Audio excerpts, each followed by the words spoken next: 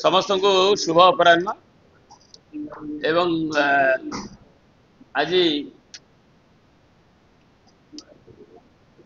आम गोटे प्रसंग उत्थापन करुचु जोटा कि गोटे पंचायत राज दिवस संपर्क रे पालन संपर्क रे मो सांगे हम श्री संजय दास वर्मा अच्छा कार्यक्रम रूपायन कमिटी अध्यक्ष विजू बाबू भारत वर्षर राष्ट्रनीतिज्ञ दलमतर ऊर्धरे जी कि विरल भारतीय जी कि अन्य देशर स्वाधीनता संग्राम में अंश ग्रहण करते एवं तांको देश प्रेमता को कहीं केबे समालोचना भी करना कि अवकाश नहीं से ऊर्धरे एवं भारतर मुक्ति संग्राम अगस्ट विप्लव योद्धा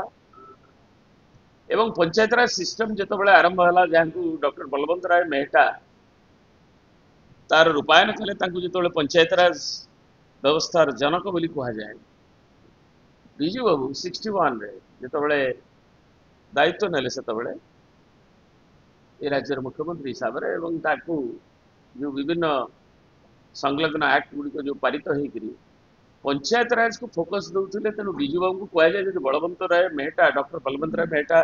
पंचायत राज व्यवस्थार जनक ताले विजू बाबू आपणकर मन थी पंचायत इंडस्ट्रीज सब करने छोट छोट लोक कमी ह्यूमान रिसोर्सेस को आम उपयोग हम और गाँव ग्राम्य अर्थनीतिर से विजनरी दूरद्रष्टा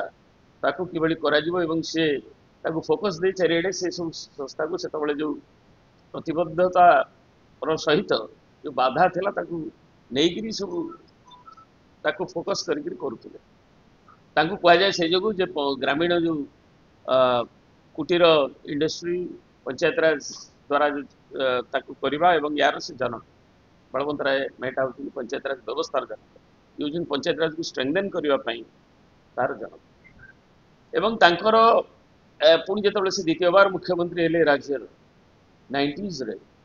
से आमर जो पंचायत राज एक्ट जिला परिषद एक्ट तापर संविधान संशोधन सब कार्यक्रम है एवं सी होती अग्रणी भारत वर्ष महिला पंचायत राज व्यवस्था एक तृतीयांश संरक्षण पर जहाँकि परिवर्तित होकर नवीन बाबू बेले 50% को आसला एवं भारत विभिन्न राज्य मैंने भी कर तेणु एभली परिप्रेक्षी जड़े महान जननायक को एवं तांकर जो पंचायत राज में दिवस को जो ओडिशा विधानसभा एक्ट पारित करथिला एवं गला 90 दशकर प्रारंभ ये अनुष्ठित हो विजू बाबूर जयंती रे पंचायत राज दिवस एपरिक सरकार तापर जाइए अन्य सरकार आसिले भी ताको पालन कर आसी किंतु एजाए दुखर कथा जे 5 तारीख दिन आ मात्र रहा 2 दिन आज काली कौन सी सरकारी निष्पत्ति दि जाए पंचायत राज व्यवस्था रे पंचायत राज दिवस किभली पालन हम जिलापाल मान एजाए निष्पत्ति कि तार कम्युनिकेशन किसी दि जाए ना जे जो राज्यर यहाँ क्षोभ आनी ये निर्वाचित जो प्रतिनिधि माने अच्छा राज्य रे एवं ये तेणु सरकार तुरंत विषय निष्पत्ति नहीं करी ताकू कम्युनिकेशन करंतु एवं तुरंत जो भली भाव में द्वारा पंचायत राज प्रतिनिधि मानकर गाँ गली जो क्षोभ ता दूर हम एवं विजू बाबू भली नेताजी दलमतर ऊर्धरे पंचायत राज व्यवस्था शक्तिशाली कर महान भूमिका नहीं थे यथार्थ सम्मान हो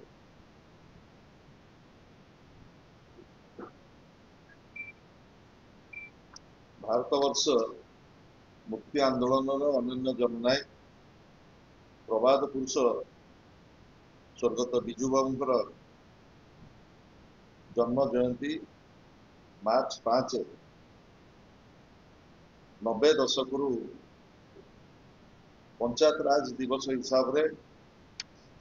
राज्य सरकार पालन करी आछंती एवं एथिपाई ओडिशा विधानसभा रे मध्य एक एक्ट हिसाब रे ये दिन को पंचायत राज दिवस भाव में पालन करने पारित होइछि ଏବଂ ସେହି ଦିନଠାରୁ ଆଜି ପର୍ଯ୍ୟନ୍ତ ଓଡ଼ିଶାରେ ଯିଏ ବି ସରକାର ଥାଉ ମାର୍ଚ୍ଚ 5 କୁ ପ୍ରଭାତ ପୁରୁଷ ସ୍ୱର୍ଗତ ବିଜୁ ବାବୁଙ୍କର ମହିଳା ସଶକ୍ତିକରଣଠୁ ଆରମ୍ଭ କରି ଭାରତ ବର୍ଷର ଅନନ୍ୟ ଜନନାୟକ ଯିଏ ପ୍ରଥମେ କୌଣସି ରାଜ୍ୟ କିମ୍ବା ଦେଶ ଯେତେବେଳେ ମହିଳାମାନଙ୍କ କଥା ଚିନ୍ତା କରିନଥିଲେ ସେ ପ୍ରଥମେ ସ୍ଲୋଗାନ ଦେଇଥିଲେ ଗାଁକୁ କାମ ଏବଂ ମାକୁ ସମ୍ମାନ ଏବଂ ତାଙ୍କର ମୂଳମନ୍ତ୍ର ଥିଲା ଯୋଉ ଦିନ ପର୍ଯ୍ୟନ୍ତ ମାତୃଶକ୍ତି କି ଆମେ ସ୍ୱାବଲମ୍ବୀ ନ କରିଛୁ ଶାସନ ବ୍ୟବସ୍ଥା ଭିତରେ ନ ଆଣିଛୁ ସେଦିନ ପର୍ଯ୍ୟନ୍ତ ଓଡ଼ିଶାର ବିକାଶ ହେଇପାରିବ ନାହିଁ ଯୋଉଥିପାଇଁ ଗ୍ରାମ୍ୟ ଭିତ୍ତିଭୂମିକୁ ସୁଦୃଢ଼ କରିବା ପାଇଁ ପଞ୍ଚାୟତ ରାଜ ବ୍ୟବସ୍ଥାରେ ଭାରତ ବର୍ଷର ପ୍ରଥମ ଜନନାୟକ ଯିଏ ତ୍ରିସ୍ତରୀୟ ପଞ୍ଚାୟତ ରାଜ ବ୍ୟବସ୍ଥାରେ 33% ମହିଳାଙ୍କୁ ସଂରକ୍ଷଣ ଦେବା ପାଇଁ ପ୍ରଥମେ ଐତିହାସିକ ନିଷ୍ପତ୍ତି ନେଇଥିଲେ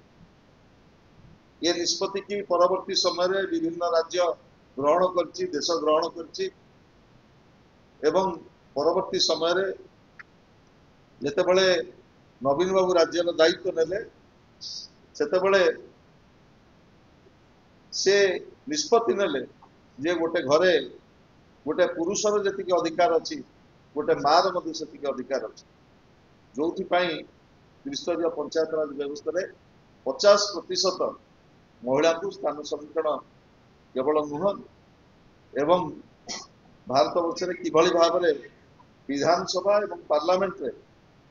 ମହିଳାଙ୍କ ପାଇଁ ସ୍ୱତନ୍ତ୍ର ରିଜର୍ଭେସନ ରହିବ ସେଥିପାଇଁ ବିଜୁ ଜନତା ଦଳ ଏବଂ ଏହାର ନେତା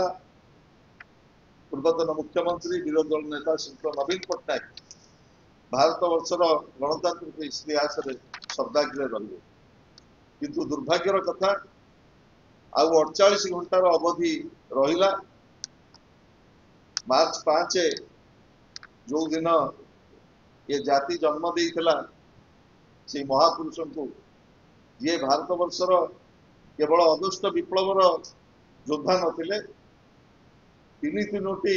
ଦେଶର ସ୍ୱାଧୀନତା ଆନ୍ଦୋଳନରେ ଯିଏ ଜୀବନକୁ ତିଳ ତିଳ କରି ଦଗ୍ଧ କରିଥିଲେ ଓଡ଼ିଶାକୁ ନବନିର୍ମାଣରେ ତାଙ୍କର ଭୂମିକା ଏବଂ ପଞ୍ଚାୟତ ରାଜ ବ୍ୟବସ୍ଥାରେ ମହିଳାମାନଙ୍କର ପ୍ରତି ତାଙ୍କର ଯୋଉ ଅବଦାନ ତାକୁ ସ୍ମରଣ କରି ଏହି ଦିବସକୁ ପଞ୍ଚାୟତ ରାଜ ଦିବସ ହିସାବରେ ଯେତେବେଳେ ରାଜ୍ୟ ସରକାର ପାଳନ କରିବା କଥା କିନ୍ତୁ ଦୁର୍ଭାଗ୍ୟର କଥା ଏପର୍ଯ୍ୟନ୍ତ ଡବଲ ଇଞ୍ଜିନ ସରକାର କୌଣସି ନିଷ୍ପତ୍ତି ନେଇନାହାନ୍ତି